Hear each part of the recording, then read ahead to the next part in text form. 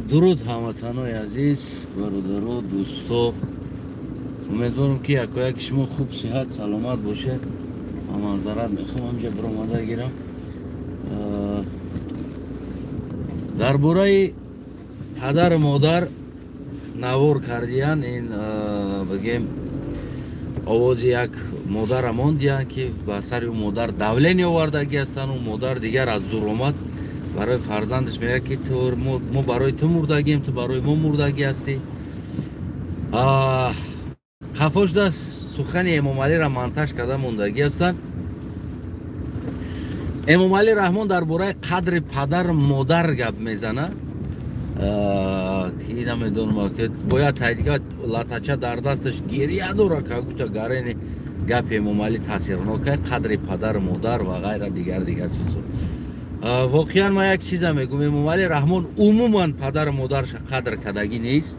و تا امروز خودش از نام پدرش ایزا میکشه، میگرده که بگه که فرزندی کی است، پدرش نامعلوم است، ایزا میکشه. او میخیزه درباره پدر مادر مردم یاد میده. البته که پدر مادرای ما و پدر مادرای برادرها و کل همین تاجیک و تاجیکستانی ها امروز اگر هر حالتی که باشه، هر چیزی که این امام علی رحمان بر این روز آورده است که تا که اینا مجبور شوند امنیت امام علی. اگر امام علی قدر پدر میدونست، یعنی که هر یک پدر پدر است، هر یک مادر است، یعنی قدر دیگر مادر پدر را میدونست، میگه گوش کنید او بچه‌شان ورا یا یگان عیب ندارن، تو دیوونه این که جای یورا میارین، شما که جای یورا اذیت میتین، که جای یورا نوار دارین، که جای یورا برواردستین، که جای یورا اذیت میکنین. اینمی نشانه هست که امام علی رحمان قدر مادر خود چنه میدونست. بیای امام علی جان کو همسایت بدیم، گفتی هموگا پودرمو دنگره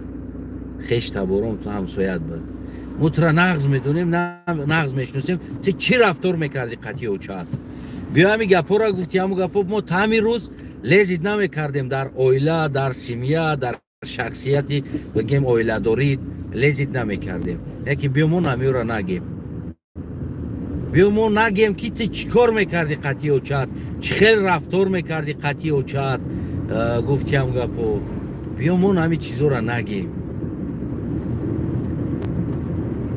یا بجی قش یا که دیگه ما مجبوریم سر کنیم بگیم که تو چی رفتار میکردی قطعی و چات، چی رفتار میکردی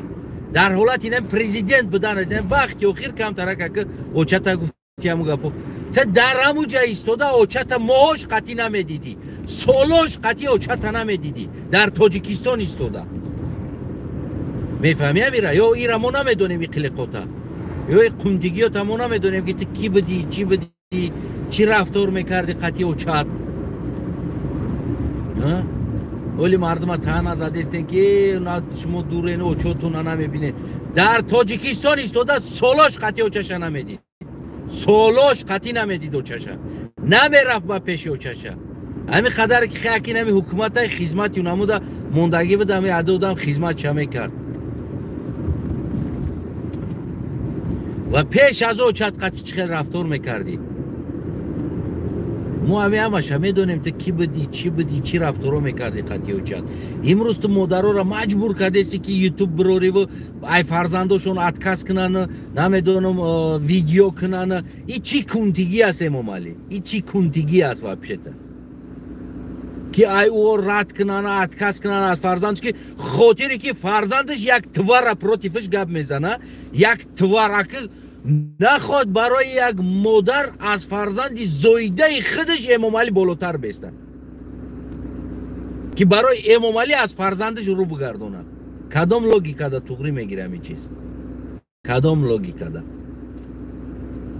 از کجا میگیره این گپا را؟ انا خوینو گوش کنین از شما پدر مادراتون ادکاس کرده استایا، انا گوش کنین شما دیدین شما کیه نه، شما را داج پدراتون نمیخواد، شما مجبور کرده استین ورا. روز شب اگر ما چای شما را مجبور کنیم، او چای شما هم نمی گپا میگه و او چای شما از شما دست میکشه. اگر ما این دولینی را در سر او چای شما بیاریم، نه که شما یاد داده استین حاضر عینی حال شما یاد داده استین که تا که ما این کارا بکنیم آینده ایرا خطون یاد دادستین بعضیات کو گرنی پشایمون میخرین یکی فایده تو نمیکن بعضیات همو دمایی که بودستین و امیدی من خدمت پیش امام علی دا زور نشون میتم امام علی رحمان مرا نگردید کنه بگه او تو زور کار کردی مرا زور زشته کردی کو و خدا کو پشایمون میخری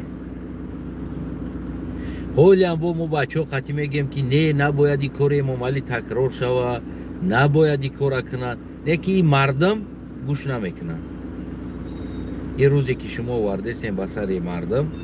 این روز بسر شما میویه روزه او همو یک برادر میگه که هر کاری که در دنیا با یک کس میکنی تو اگر انمو کورا نبینی که خدا جون تا نمیگیره انمو تخم خطی زدین انمو کوروی که خونه مردم دا کدین مردم اونیجات کردین مردم پس زدین مردم شرمنده کرد امام علی مردی کور تروریست اعلان کرد در دنیا امام علی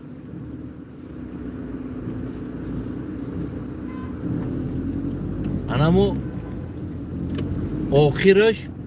اومد در دنیا خودش شرمنده شد یعنی که تو اگر این شرمنده نمیشید این نمیمورد یعنی ملت پس زد ملت شرمنده کرد در دنیا خودش شرمنده شد برای همون این وعده خداوند است هر کاری که با کس میکنی تو اگر او کس همون کورا در همون حالت خودت نغلطی کو تای دنیا نمیره اما هر یک تایید که امروز پدر مادرای گودکای نمیدونم دیگر انسانا را زنا را کمپیرا را عذاب دادستین کو تو این همین روزا شما اگر نبینید شما این دنیا نمیرید یعنی شما این روزا با چشماتون خودتون در نزدیکای خودتون میبینید بعد از این دنیا میرید او شرط نیست که این کار استانایف بکنه یا که دیگر بکنه این کار در حق شما یا دیگر فرق نداره شما این روزا میبینید بعد میره میدونید با چشماتون میبینید فرزنداتون اوچاتون انامی خیلی اوچاتون تلفن کده که شما دا از شما دست میکشن او تخم قطی زدین مردم مزاق کردین شاورما خرکو دیپلماتاتون شرمنده شید شاورما خورده دیدین حیات پریزیدنتاتون اومدگی شاورما میخورین بله شما در اینجا فهمیدین هر کاری که استرات کردین شما مخالف شرمنده کنین در اون شرمندگی خودتون گرفتار شدین و تو امروز گرفتار شده اومده ایستادید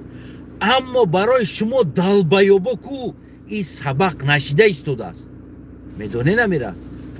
برای شما دلبایوبا این سبق نشیده ایستاده است هر کار در ملت کردین همون کار گرفتار شده اومده استین خودتون مزاق کردین مزاق شدین ملت شرمنده کردین خودتون شرمنده شدین خونه مردم با تخم زدین خودتون تخم خوردین ابرادنا مردم شاورما خرک گفته خندیدین دیپلمات حیات پرزیدنت سوکا شاورما خرک بدست اومدن شاورما خوردستن با چی میخواهین با میخواهین که اوچاتون اذیت بکشه از پشتی شما برید تو برای همون یه اوچو رقم دادستین برای همون یه اوچو را خیلی اذیت دادستین عدل برده میخوای اوچت عدل بروه پس بکه 10 چند بر میگرده بسر یه اوچت روزش میشوه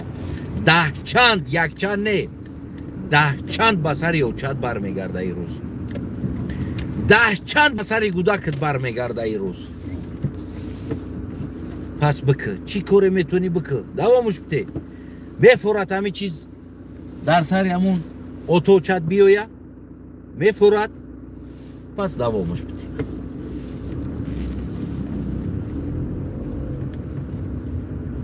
بعضا وقتا میبینیم میمون از شما با عقلتر است باور کنید میمون از شما با عقلتر است میدونه چی کار کنه اما شما که از میمون دیده به عقله از میمون دیده شما به عقلتره دوامش بتین کاراتونه بسم الله الرحمن الرحیم ایرا من نه دیگر نه یکی اینمی حالت 10 چند در سر اوچتون نیوی اگر کو با چشماتون شما نبینین حال اوچتونه حال زنتونه حال خواهرتونه حال نام گوداکاتونا دختراتونا 10 چند در سرش نیا شما نبینین که شما نمیمبرین ای دنیا ایرا بایدتون بگیرین 10 چند انمی عذابورا اویلتون میکشه و شما میبینین شاهدش میشین بعد میمبرین شما تا شاهدی اذیتی اوچا و زن دختراتون نشین که شما ای دنیا جان نمیتین این وعده خداوند است وعده منه سلامت سربلند باشین